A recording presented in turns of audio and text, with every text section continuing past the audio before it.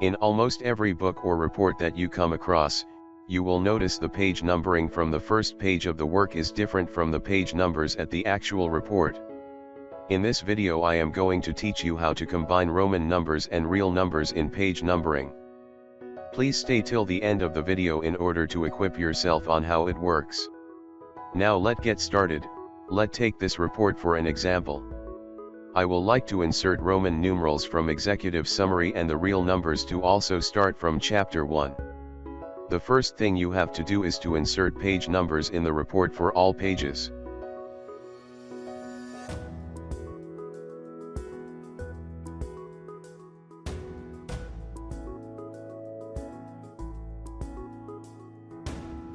Now you want to differentiate the preface from the actual work, so you scroll and click on the page that you want to start a new numbering.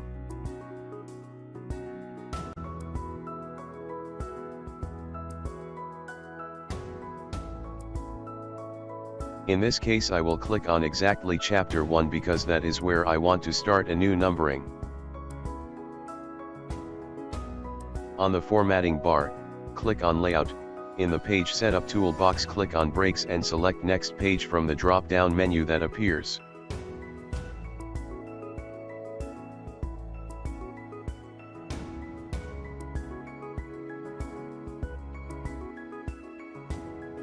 After breaking to the next page, this means that a new page numbers will start from the page where your cursor was before the break.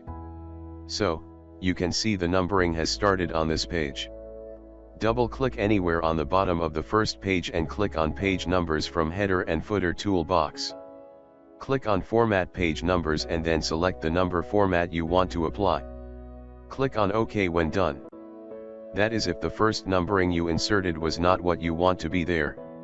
Do the same thing for the top pages. Double-click anywhere on the bottom of the first page and click on Page Numbers from Header and Footer toolbox. Click on Format Page Numbers and then select the number format you want to apply. Click on OK when done. Thank you for watching this video tutorial. Please subscribe to this channel and hit the bell icon so that you don't miss the next video.